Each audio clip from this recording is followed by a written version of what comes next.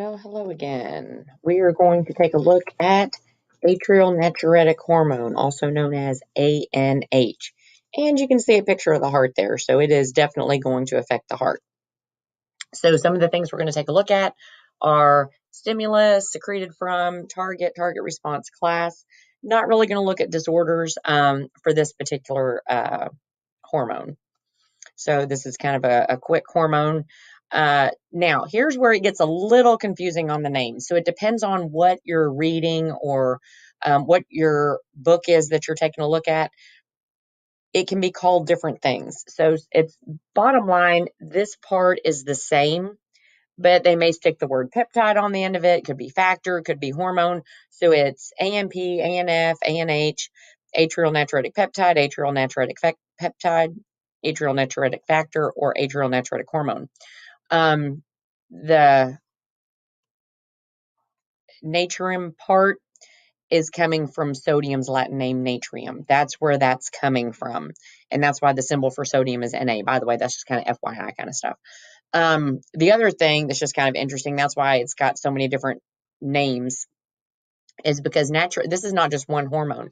When we're talking about atrial natriuretic peptides or natriuretic peptides in general, this is a class of hormones that are actually synthesized from many different locations. We're talking about the one coming from the heart, though, okay?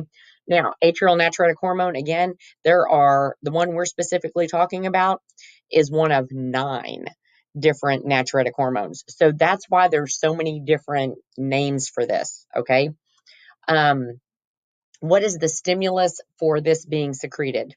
An increase in blood volume, which again means if you've got high blood volume, by default, you've got a high blood pressure.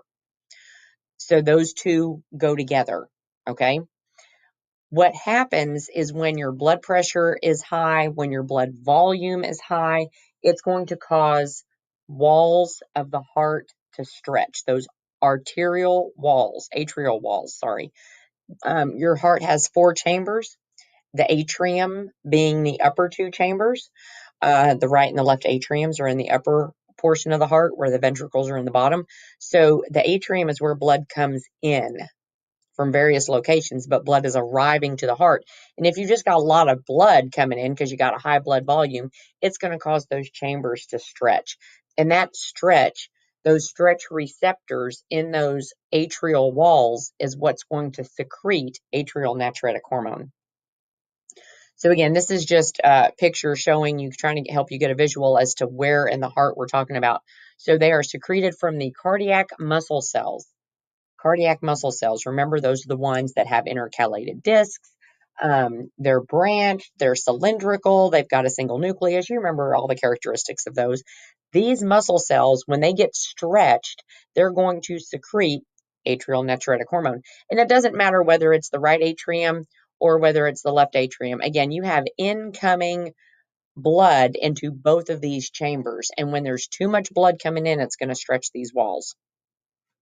And where is atrial natriuretic hormone going to go? Where's its target? The kidney. And we're looking at the nephron again of the kidney. So this whole group right here is the functional unit of the kidney. It is the filtering of the blood. This is where this happens at. So I'm not going to get into exactly where atrial natriuretic hormone acts on the nephron, but we're just going to say for test purposes, it targets the kidneys. So what does the kidney do? When atrial natriuretic hormone arrives, what does the kidney do about it? It increases sodium excretion, which means we're going to get rid of sodium in the urine. Sodium is going to go out in the form of urine. And we know that wherever sodium goes, water is also going to go. So if sodium is leaving the body, water is also leaving the body. So you're going to be peeing a lot. That is going to result in low blood volume. So we just got rid of a lot of water, right? We just got it out of the body. So your blood volume is going to decrease.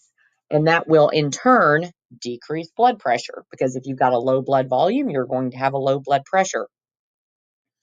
It will also prevent the secretion of renin. Now, remember, kidneys secrete several hormones, one of them being renin. Renin is secreted in times of low blood pressure. So and it causes blood pressure to be high. So renin is secreted when blood pressure is low, resulting in a high blood pressure. Well, this one, atrial natriuretic peptide, is being secreted when blood pressure is high. So we don't want renin doing its thing because it's going to cause blood pressure to go up. So we want renin to go away. So it's going to prevent the secretion of renin from the kidneys, which we talked about previously. So I put these in order on your page.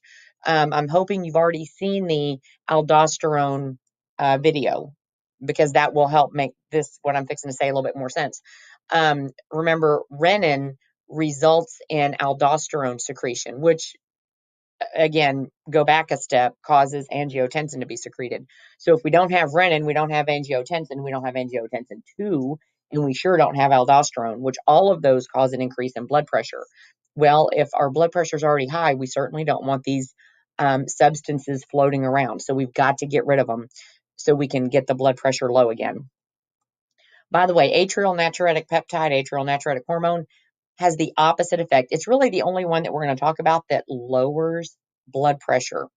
Aldosterone, all these other ones that we've been talking about, renin, all these result in an increase in blood pressure. Atrial natriuretic peptide has the opposite effect. It does the opposite. So atrial natriuretic peptide increases sodium loss, which increases water loss, which decreases blood pressure.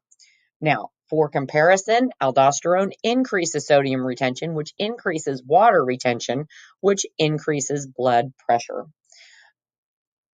Now, this particular hormone is a peptide hormone, so it's about 28 amino acids long. So it's not an amine hormone because it's more than one amino acid, but it's not really a protein hormone because it's not that big. So it's that in-between size. So that's why it's a peptide hormone. And just to kind of put all this together here, the natriuretic peptides serve as a counter-regulatory system for the renin-angiotensin-aldosterone pathway. So remember, the renin-angiotensin-aldosterone pathway is going to result in an increase in blood pressure. However, the natriuretic peptides result in a decrease in blood pressure. So that's why we say counter-regulatory, right? One does one thing and the other does the other. Okay, and that is it for the atrial natriuretic peptide.